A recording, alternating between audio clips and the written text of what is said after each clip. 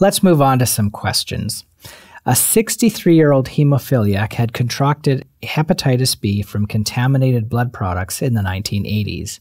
He stopped his medications against medical advice 3 months ago and presents now with fulminant transaminitis and jaundice. The following are true statements about hepatitis B medications. A. Interferon alpha acts through tyrosine kinase receptors. B. Interferon alpha is quickly absorbed at the injection site. C. Interferon alpha inhibits a ribonuclease that degrades viral messenger RNA. And D. Interferon alpha promotes the formation of natural killer cells. So find the true statement. Fantastic, you picked D. Interferon alpha promotes the formation of natural killer cells. Let's move on to the next question. A 45-year-old male has contracted influenza B. The following statements are true. Zanamivir is an intranasal spray that may be beneficial for this patient if taken within 24 hours after the onset of symptoms. B. Amantadine may be used as a prophylaxis for this patient. C. Rimantadine may be beneficial for this patient if taken within 24 hours of the onset of symptoms. D. Amantadine is an inhibitor of neuraminidase. Or E. Zanamivir, which acts through a blockage of a proton port in the cell wall that prevents acidification of the interior of the virus. The answer is A. Zanamivir is an intranasal spray that may be beneficial for this patient if taken within 24 hours after the onset of symptoms.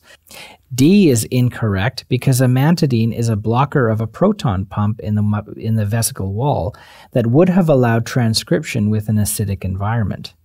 E is incorrect because zanamivir is a neuraminidase inhibitor. It does not act on a proton port. Therefore, the correct answer is A. Let's go on to another question. A 34-year-old male presents with a painful left eye. He has a loss of vision in the left visual field. The fundoscopic image is displayed on the following slide. So there you have a fundoscopic image. Now let's take a look at our choices here. The appropriate treatment for this patient would be A. Valganciclovir 900 milligrams orally twice a day for 21 days and then once a day. B. An intravitreal injection of ganacyclovir or foscarnet over 7 to 10 days. Then valganciclovir 900 milligrams twice a day for 21 days or resolution. C. Ganciclovir 5 milligrams per kilogram intravenous every 12 hours for 21 days. Or D. Oral valganciclovir 900 milligrams twice daily for 7 days. Which is the right choice? You chose B, the intravitreal injection of ganciclovir or foscarnet over 7 to 10 days, then the oral valganciclovir 900 milligrams twice daily for 21 days or until resolution. So for some reason, and I'm not sure why, examination boards love CMV retinitis. When I was writing my exams, it was on my undergraduate exam, it was on my board exam, it was on my internal medicine board exam, and it was on recertification exams. I'm not sure why it keeps showing up, but examiners love it. It's a good disease to know. This patient is having retinitis that is threatening the optic nerve. This patient has a loss of vision. Systemic therapy is not good enough in these situations. So an intravitreal injection of a strong antiviral like say valganciclovir would be advised. Usually it's given every second day for 7 days, followed by systemic therapy. That should be ganciclovir or foscarnet, and then oral valganciclovir for 21 days, or you can give ganacyclovir IV for 21 days too.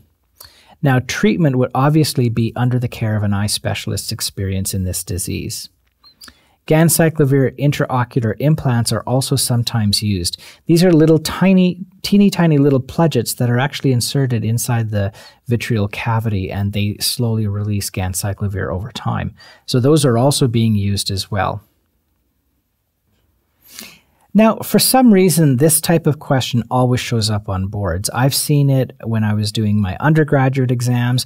It showed up again for my licensing exams. It showed up again for my internal medicine boards, and it showed up once again for my recertification exams. So we see it over and over and over again in multiple exam formats. So exam boards love CMV retinitis. It's a very good disease to know. Now remember that this patient is having a retinitis that is threatening his optic nerve. He has loss of vision, so it's very important to know that systemic therapy is just not enough in this situation. So we want to give an intravitreal injection of a strong antiviral like ganacyclovir, and we give it usually every second day for 7 to 10 days. It's followed then by systemic therapy. So that's where oral valganciclovir can be used for 21 days, or alternatively, we can use intravenous ganciclovir for 21 days too. Now, treatment is obviously under an eye specialist. This is not something that we manage in a general practitioner's clinic. Now, we also have something called ganacyclovir intraocular implants. These are teeny tiny little pledgets that are very hard to see with the naked eye, and they're inserted inside the vitreal cavity or beside the vitreal cavity, and those are obviously put in by an eye surgeon as well. Those are very, very effective too for CMV retinitis. That's it for our questions. I'm sure that you're going to do really well. Show them what you know.